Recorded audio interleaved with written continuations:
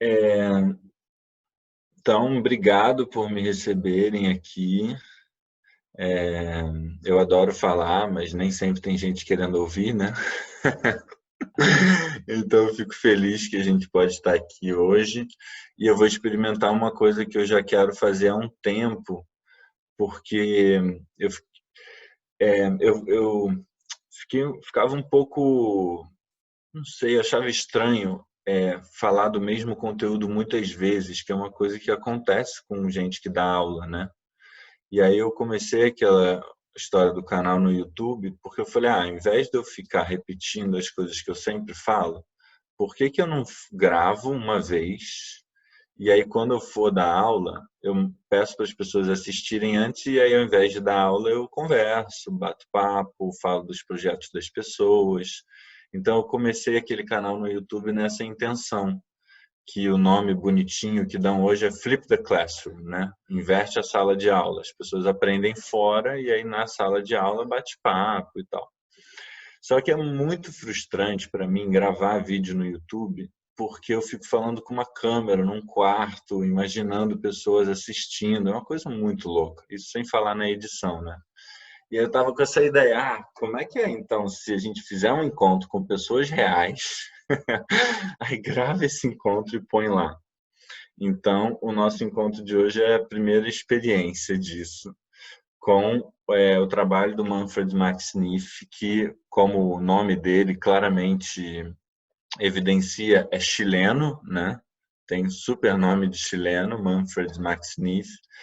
Ele é um cara super importante, muito influente, mas não muito conhecido na academia. Eu tenho muitos amigos economistas que nunca ouviram falar e provavelmente nunca vão ouvir falar. Então, acho que pode ser muito legal a gente explorar um pouquinho do trabalho dele. E eu vou tentar fazer isso relativamente rápido, mas era um dos vídeos que eu já estava devendo lá no canal, que está super empoeirado, bateu 500 inscritos. É, mas 500 inscritos muito legais, hein? Um público qualificadíssimo. É uma discussão, uma coisa maravilhosa, cada comentário é uma coisa, de verdade. Vale mais 500 assim do que 500 mil zumbis. Mas, enfim, o Manfred Max Neef, eu acho que pode ser legal começar a falar do trabalho dele falando, contando uma história. Eu sou ruim de tempo cronológico, mas eu acho que mais ou menos 2 ou 3 anos atrás, em parceria com o IBEAC, que é uma instituição super bacana, a gente levantou fundos para investir na Zona Sul de São Paulo, em Parelheiros, que é um distrito de São Paulo que eu não conhecia, e na medida em que eu fui me aproximando, eu vi que ele quase que é uma síntese do Brasil, né? É um lugar lindíssimo, com cachoeiras, com floresta, com coisas incríveis e com um monte de questões sociais e mazelas, e ao mesmo tempo respostas muito lindas a essas questões sociais. E a gente foi justamente lá em Parelheiros visitar alguns desses projetos. E uma das premissas dessa grana que a gente levantou era que a gente levasse algum profissional inglês. E aí a gente levou o Tim Crabtree, que é esse professor do Schumacher College, que eu traduzi 2 artigos dele, que talvez vocês já tenham lido. Um chama Como Nos Cabe Responder, que é super curtinho, simples e muito bacana. E o outro chama, acho que é Empresas Sociais e Capitais Não Mercantis, que é um pouquinho mais complexo, mas que é muito bom. Fala do trabalho do Polanyi, fala do trabalho da Hazel Henderson, vale muito a pena ver. Aliás, eu esqueci de falar, quando eu fui parar para preparar esse nosso papo de hoje, eu não achei o meu livro do Max Neef. Eu acho que alguém levou em algum curso, porque eu sempre levo, a gente sempre leva os livros, deixo na mesa, assim, alguém deve ter pegado, ou eu perdi na mudança. Então foi muito legal, porque é o primeiro vídeo que eu fiz sem o livro do autor, ou os livros. Então foi bom porque eu trouxe da minha cabeça, né? Então estou conversando com uma história também por conta disso, que é como me afeta, né? Me impactou o trabalho dele. Bom, eu estava lá, eu fui de tradutor do time, uma dessas oportunidades maravilhosas que a vida traz, que eu fui traduzir um cara que eu admiro muito, fazendo tradução simultânea lá, né? E a gente passou alguns dias, visitou uns projetos lindos, de mães mobilizadoras, empreendedoras de cozinha com punks, biblioteca comunitária, CPCD, que tem um CPCD lá, se não me engano, Vargem Grande, lá no bairro de Vargem Grande. O CPCD, para quem não conhece, tem um projeto famosíssimo no Vale do Jequitinhonha, enfim, depois vocês dão uma olhada, do Tião Rocha, muito legal. E a gente passou, então, uns 2, 3 dias lá, conhecemos muita coisa, e o time fez questão, consciente de que ele era um inglês, é, né, professor de economia, numa situação onde a gente estava ali, com também um cara branco da zona sul do Rio e tal. Ele foi muito sábio, eu acho. A gente passou a maior parte do tempo ouvindo as histórias, conhecendo. Foi muito legal, muito bonito. Mas no final falaram assim, gente, mas a gente quer um workshop do time, né? Não vamos deixar esse gringo sair daqui sem trazer nada para a gente também. É uma troca. E aí o time falou assim, beleza, vamos fazer alguma coisa. Aí a gente conversou no dia anterior e tal, ele falou, acho que eu vou apresentar um pouquinho do trabalho do Max Smith. E aí ele fez um pouco da dinâmica, assim, em 2 horas, o que eu vou propor a gente fazer em 2 minutos. E aí chegou no final, a galera olhou assim e falou, porra, isso aí eu já conheço, cara. Isso aí o Tião já ensinou pra gente e tal, não sei o quê. E aí eu fui ver que uma das influências que influenciaram lá o CPCD foi justamente o trabalho do Max Smith e essa ideia das necessidades que eu vou chegar já daqui a pouquinho. Então, assim, foi muito legal para mim. Eu nem conhecia direito o trabalho do Max Smith na época e fiquei mais curioso ainda para correr atrás e para ler, porque é aquela história, quanto mais a gente conhece, mais a gente vê que a gente é ignorante, né? Então, assim, Max Smith foi mais um que estava na listinha e que acabou sendo priorizado depois dessa experiência, quando eu tive uma aula de Max Smith com o povo lá em Parelheiros.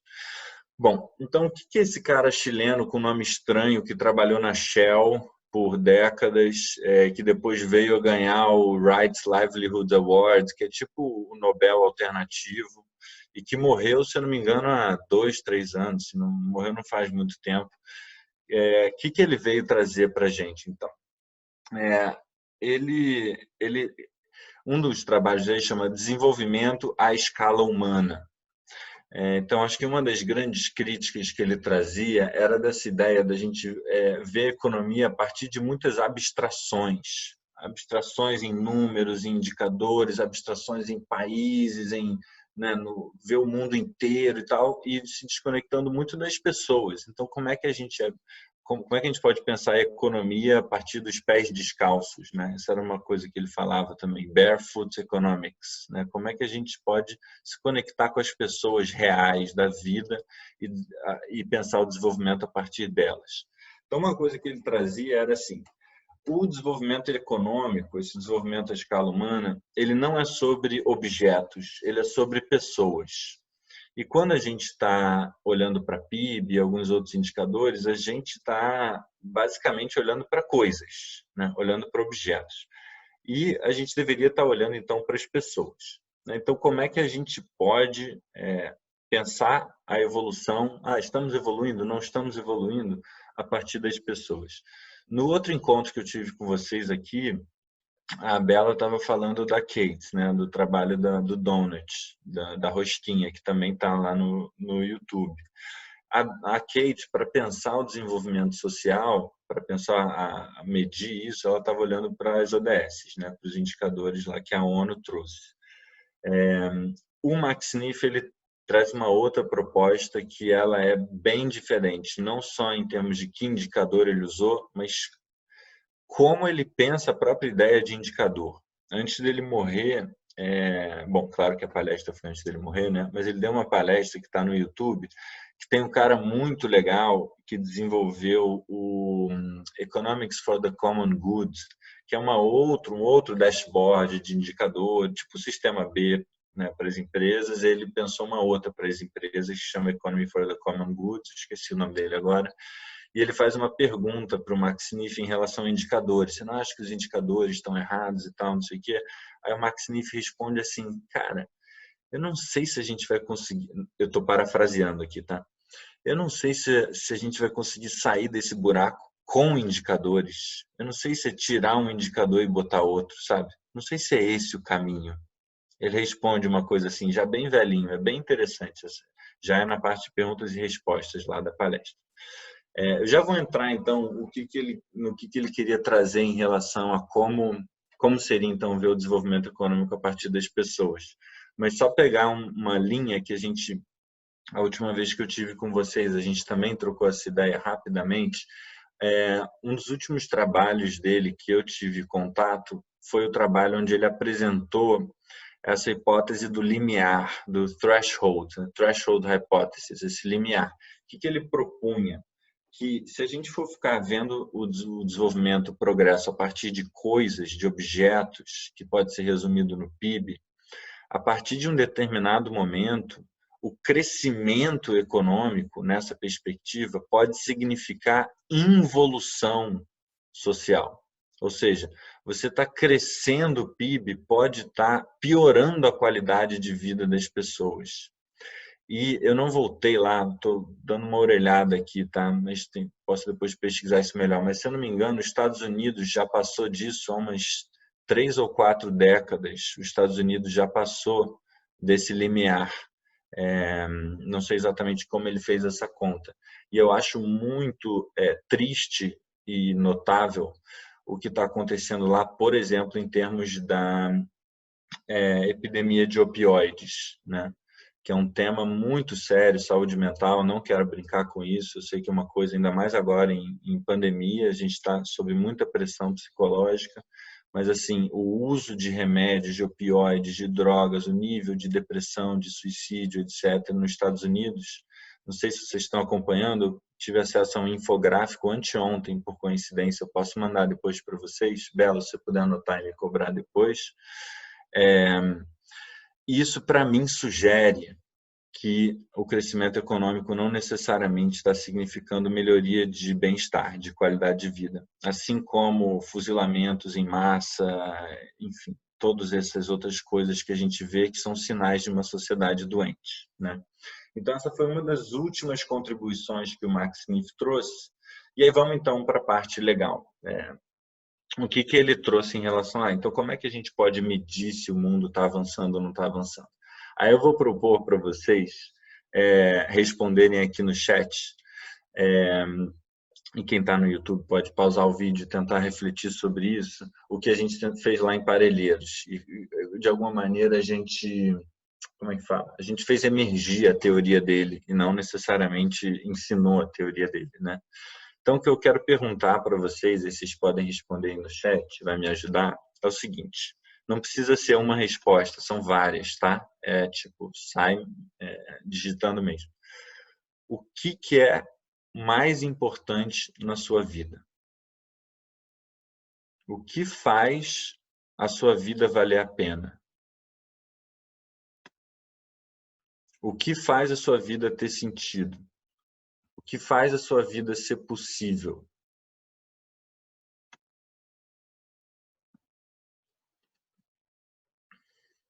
Podem dar enter aí se estão escrevendo. Boa. Então, relação com pessoas e família, estar em harmonia com a minha família, estar entre amigos e natureza, liberdade, tempo livre, ações em prol dos outros, relações afetivas, família e amigos, natureza, estar na natureza, expandir a consciência, maravilhoso. Liberdade, amor, relacionamentos, ótimo. Superar limites, legal. A vida, muito bom. Então, contas pagas, gostei, estava faltando um assim. Saúde, legal. Então, as respostas que vocês trouxeram são profundamente humanas, né? O Max Niff, o Marshall Rosenberg, da comunicação não violenta, esses caras rodaram muitas culturas por muito tempo fazendo essa pergunta. E as respostas não são muito diferentes dessas, tá? Então, se você for em aldeias indígenas, se você for nos nórdicos, se você for na Índia, se você for no Texas, se você for na China, você vai fazer essas perguntas e as respostas não vão ser muito diferentes dessas. Então, ele falou assim, bom, então tem alguma coisa aí, né? Se o que é importante para as pessoas não varia muito, o que varia é como as pessoas cuidam disso que é importante para elas, isso varia. Mas, assim, se o que é importante não varia tanto, e o que aconteceria se a gente começasse a ver se a sociedade está desenvolvendo ou não a partir dessas coisas que são importantes para as pessoas? O que a teoria econômica fez ao longo dos anos, e quem quiser ir mais fundo nisso, a nossa musíssima Kate Raworth, da Economia Donut, ela dedica um capítulo do livro dela só a isso. Não sei como é que está em português, em inglês chama Nurturing Human Nature, algo tipo nutrindo a natureza humana. Ela faz lá um mini apanhado assim do histórico do Homo economicus, né, que é o ser humano que é considerado nas teorias econômicas, que é uma caricatura do ser humano, né? Como é que é o Homo economicus? Ele é um ser humano, bom, geralmente homem, solitário, insaciável, está sempre calculando e competindo. Esse é o ser humano que está nas teorias econômicas. O que o ser humano quer? Ele é insaciável, ele sempre quer mais. Ele está solitário, ele não se... Vocês falaram aqui, famílias, amigos, relações, afeto e tal. Isso passa, assim, longe, né? Dos modelos matemáticos, etc. e tal. Está sempre calculando, fazendo conta. Isso vale a pena para mim ou não? Eu vou quebrar ou não vou quebrar essa regra? Não sei. O que eu tenho a ganhar? Qual o risco de eu perder? Qual o impacto de eu perder? Ele está sempre calculando e sempre competindo, né? E basicamente o que ele quer é caçar dólar. Está sempre caçando dólar, né? É isso que o Homo econômicos faz. Mas assim, a gente fez uma brincadeirinha muito rápida aqui no chat, mas sabemos que a natureza humana é muito mais complexa do que essa. O Janetti, o Eduardo Janetti, que é um super economista e filósofo brasileiro, no livro dele que chama Vícios Privados, Benefícios Públicos, a ética, não sei como é que é o subtítulo, mas é a história da ética na economia. Ele fala sobre uma coisa que a gente fez, que esse Homo econômicos ele nasce de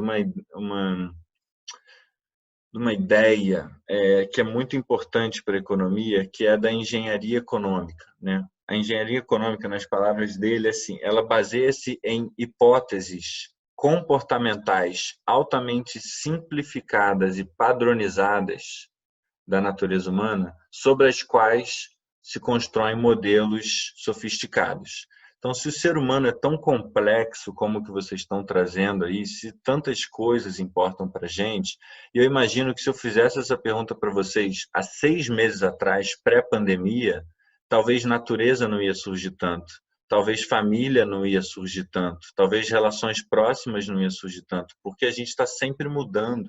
A gente é muito complexo, né? A gente muda o nosso meio, o meio muda a gente. Quando a gente é novo é uma coisa, quando a gente é velho é outra, quando a gente casa, quando a gente separa, quando a gente tem filho. Isso tudo não cabe em modelos matemáticos, né?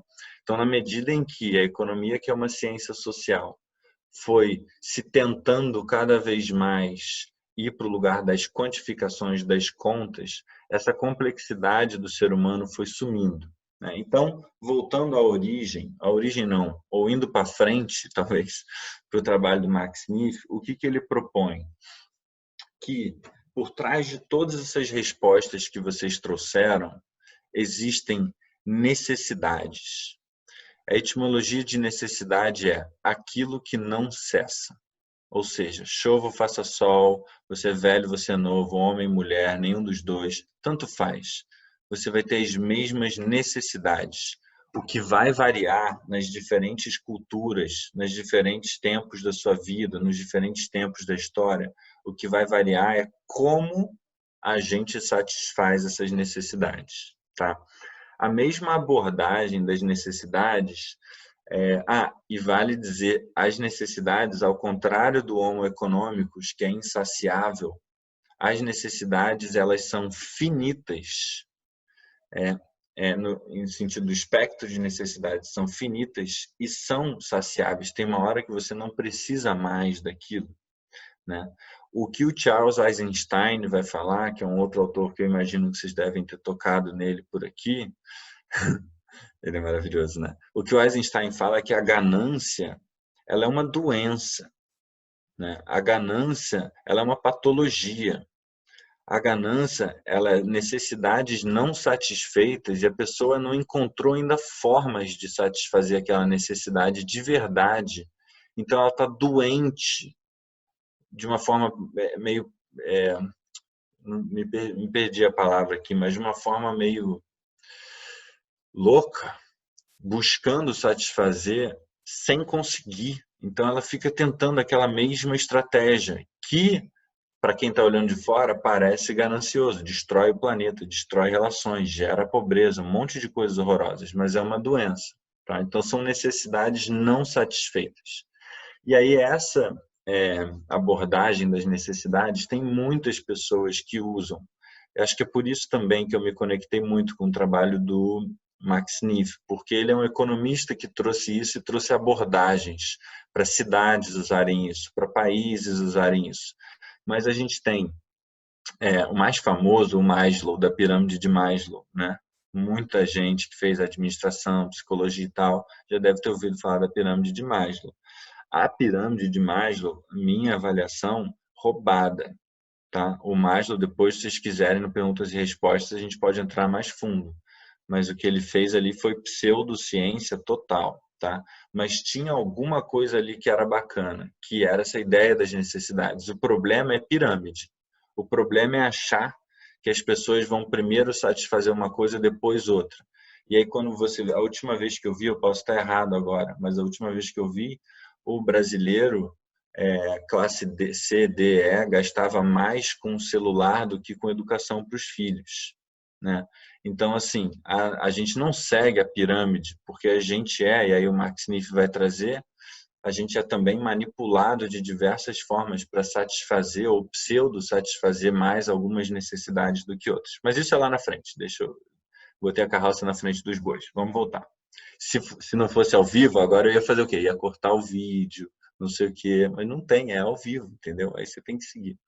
Bom, então, temos o Carl Rogers e o Maslow na psicologia, mas temos, talvez mais importante, o que eu já falei muitas vezes, o Marshall Rosenberg na comunicação não violenta, que eu acho que é um trabalho precioso, muito bacana. Como todo trabalho pode ser deturpado e usado para manipular e etc. Mas, assim, é um trabalho fenomenal e, assim, não acho que é exagero dizer que mudou a minha vida mesmo. O Don Beck e outras galerinhas que terminaram na Spiral Dynamics. O Frederic Laloux, que bebeu da Spiral Dynamics, escreveu Reinventando as Organizações, que é um livraço. O Richard Barrett, com a Organização Dirigida por Valores. Então, essa galera está olhando para o campo das organizações, da economia, das empresas, que são trabalhos legais e que usam também essa abordagem, né? Então, assim, quando seu funcionário vai pedir um aumento, não é o aumento em si que importa. Quais são as necessidades que eles querem satisfazer? Eu já toquei RH e a pessoa que pediu aumento podia ser porque mora numa zona de risco e o BOP está entrando na casa dela de madrugada sem bater. Pode ser porque quer viajar com a família. Pode ser porque quer ser reconhecido e tem um cara que trabalha do lado dele que ganha igual e que faz muito menos. Então, assim, o aumento em si é a estratégia. Uma estratégia que pode servir para satisfazer muitas diferentes necessidades, né? Então, para mim, isso ficou muito claro com a pessoa que quer uma transição de carreira, né? Uma pessoa que quer trabalhar com negócios mais sustentáveis, regenerativos, etc. e tal, podem ter 1000 diferentes necessidades que você está querendo satisfazer. Não é óbvio por que você quer fazer isso, sabe? Tem gente que quer fundar empresa porque hoje é muito cool você chegar no bar e falar que você é co-founder de uma startup, né? Antigamente era o quê? Ser banqueiro, ser médico, ser advogado. Hoje, você fala que você é co-founder, você pode, né? Seu senso de identidade, seu senso de autoestima, sua vontade de se destacar na multidão, são necessidades humanas, né? Então, assim, não é claro por que as pessoas querem fazer o que elas querem, mas o que o Max Neef vai propor é que, no fundo, o que a gente está querendo é satisfazer necessidades. E nós todos somos muito diferentes, mas as necessidades são iguais. Do Haddad, do Bolsonaro, da Madre Teresa de Calcutá, do Hitler, de quem for, eu e você, temos a sua sogra, a sua mãe, mesmas necessidades, tá? É claro que isso é muito simplista, se você pensar que todos nós tivemos também infância, os nossos traumas e mil outras coisas que também influenciam a nossa personalidade, o que a gente quer. Mas na minha visão, já é muito mais adequado para tentar entender seres humanos do que o Homo econômicos, né? Então, acho que já é um passinho para frente. Continua sendo simplista, mas já é bem melhor, tá? O Max Neef, ele vai trazer, então, 9 grandes necessidades, subsistência, e aí vale uma nota. Subsistência está na pirâmide, tá? Então, assim, a pessoa está passando fome, a pessoa vai morrer essa noite, né? A pessoa está com uma arma na cabeça, essa necessidade passa à frente de todas as outras, tá? Então, subsistência é uma necessidade diferente das outras. Afeto, proteção, entendimento, participação, ócio, olha só, criação, identificação ou identidade e liberdade. São palavras, tá? Que tentam, são palavras guarda-chuva, que tentam dar conta de coisas maiores, tá? Depois, se vocês quiserem, a gente pode ir mais fundo. A CNV vai fazer um recorte diferente. O Lalu vai fazer um recorte diferente em cima dos chakras. Enfim, cada um faz os seus recortes, tá? São só palavras que a gente tenta se entender a partir delas. Essas necessidades são correlacionadas, uma afeta a outra. É claro que a natureza natureza humana não é tão simples. E o que o Max Neef traz? Deixa eu ver aqui na minha colinha. Isso aqui tudo eu já falei, porque eu botei a carroça na frente dos bois. Bom, então o que ele traz é o seguinte. Nós temos satisfiers, que eu traduzi aqui como satisfadores. Sei lá se é assim. Mas, enfim. Então, tem coisas que satisfazem as nossas necessidades. Endógenas, ou seja, coisas que nós conseguimos prover a nós mesmos, e exógenas, Estado, mercado, comercial de televisão, né? Coisas externas e que nós não controlamos, exógenas, boas e ruins, que satisfazem as nossas necessidades. E aí, o que ele vai trazer é que tem tipos diferentes de satisfação. Eu já estou acabando, tá? Tipos diferentes de satisfadores. Então, tem os violadores, que são aqueles que você, por exemplo, em nome da segurança do meu país, eu entro numa corrida armamentista. Quando eu vejo o mundo inteiro está com bombas incríveis, uma parte do mundo com bombas nucleares e com apertado um botão a gente se explode, né? Então, um satisfador, se eu vou ficar usando essa palavra, mas eu me sinto meio desconfortável, mas um satisfador violador, segundo Max Neef, é a corrida armamentista. Em nome da proteção, em nome da segurança, a gente viola a nossa própria chance de estar seguro, tá? Tem os pseudo-satisfadores, que são aqueles que geralmente vêm para suprir uma necessidade, mas só num curto prazo elas conseguem fazer isso e logo você já está no vazio de novo. Elas tendem a ser muito induzidas pela televisão, propaganda, comercial e etc, né? Então, compre o carro do ano, compre o relógio do ano, compre a última roupa, que aí você vai ser, então, o cara, você vai ser a mulher gata e tal. Mas aí já vai ter uma nova roupa, já vai ter uma nova coisa e você já é o ó do Borogodó de novo, né? Então, esses são os pseudo-satisfadores, tá? Tem os inibidores, que são aqueles que você satisfaz uma necessidade, só que ela inibe a satisfação de outros. Por exemplo, o paternalismo tende a supersatisfazer proteção e inibe liberdade. Então, não vou dizer que é uma negociação, mas é um sistema, né? Você mexe numa coisa, você mexe em tudo. Assim como tem os inibidores, tem os sinergísticos, né? Então, o caso clássico, vou aproveitar que tem tantas mulheres online aqui, a amamentação, né? Então, a amamentação não é uma necessidade só, né? A partir de cuidar da subsistência, você cuida de afeto, você cuida de identidade, você cuida de um monte, quer dizer, eu nunca amamentei, mas eu já li sobre, já acompanhei o fenômeno. E parece que é por aí mesmo, tá? Hortas comunitárias também, né? Você está cuidando da sua comida, mas você também está aprendendo, está gerando vínculos comunitários, etc. Está em conexão com a natureza, etc. e tal. Então, tem esses satisfadores, que eu acho bem interessante. E aí, só para terminar, para a gente abrir para perguntas e respostas aqui, duas reflexões, assim, que eu acho que uma já talvez tenha ficado meio claro. O Max Neef, ele fala que a partir então dessa proposta há muitos tipos de pobreza. Então, a gente geralmente fala de pobreza como se fosse sobre quantidade de dinheiro que você tem na conta, né? Só que pobreza, para ele, são as faltas que você tem em relação às suas necessidades. Então, tem muita gente rica de dinheiro que está pobre de ócio, pobre de criação, pobre de liberdade, pobre de identidade. E essas pobrezas, estou pegando um caso clássico, tá? E essas pobrezas, como eu já falei antes, geram patologias, geram sociedades doentes. São pobrezas que nós não conhecemos muito bem e frequentemente não enxergamos como pobreza, não enxergamos como doença, o que pode até piorar a situação. E aí, como eu já falei para vocês, eu acho que a crise de opioide, epidemia de opioide, não sei como está sendo falado, eu acho que é uma dessas patologias que a gente vive hoje, que está pegando principalmente o país mais rico do mundo, no sentido convencional de pensar riqueza. E eu acho que faz a gente questionar o que é riqueza no final das contas. E aí a segunda observação para terminar é a seguinte, tá, mas o que eu faço com isso, né? Beleza, irado. Bom filósofo, mas e a parte do economista, né?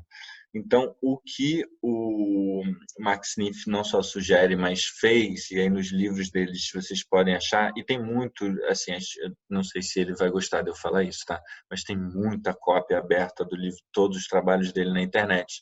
Foi um dos trabalhos, inclusive, mais fotocopiados, xerocados aí na América Latina. O que ele faz bom, gente, vamos perguntar para as pessoas, né? Se as necessidades são as mesmas, mas o que muda é como as pessoas, o que as pessoas fazem para satisfazer, o que as pessoas têm para satisfazer, como é que as pessoas se sentem para satisfazer. Então, vamos perguntar para as pessoas. E é isso que acontece. É isso que acontece, por exemplo, em projetos sociais, onde você pode chegar numa favela e perguntar para as pessoas, né? Nas necessidades ali. É óbvio que uma conversa não assim tão mecânica como eu estou dizendo, né? Mas de alguma maneira você conseguir levantar como é que é, como é que aquelas pessoas satisfazem as necessidades dela, quais são as necessidades que estão mais carecendo de serem satisfeitas, porque muitas vezes tentando ajudar você atrapalha, né? Às vezes tentando satisfazer uma necessidade de proteção ou de subsistência, você pode minar uma necessidade de identidade, por exemplo. Então, você pode fazer isso tanto no nível super local, como tem nos livros dele, você pode ver, no nível nacional. Então, ele chama pessoas diferentes da mesma sociedade para a sala e tenta mapear naquela cultura como é que aquela cultura se vê e preenche suas necessidades. E aí você pode fazer isso de tempos em tempos e você pode desenvolver planos econômicos em cima disso. O que é que aquela sociedade precisa? Né? A resposta hoje é óbvia: crescer o PIB, em especial crescer o PIB per capita. Beleza. E aí? Né? Os caminhos que a gente conhece para isso são já trilhados, não necessariamente os que a gente quer continuar trilhando. Então, a partir do momento em que você pergunta para as pessoas e mapeia diferentes atores da sociedade civil, né, uma diversidade boa daquela sociedade, você pode então desenvolver planos para como melhorar aquilo. De preferência, as próprias pessoas verem como é que elas podem satisfazer suas próprias necessidades, porque ele é um cara muito crítico do papel dessas instituições Ele é um cara que bota muito protagonismo no local, na capacidade das próprias pessoas desenvolverem formas de satisfazerem suas necessidades.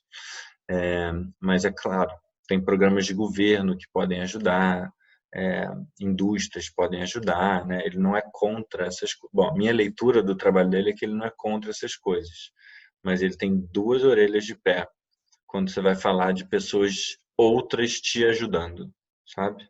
Ele é um cara muito forte no protagonismo das pessoas poderem resolver os seus próprios problemas.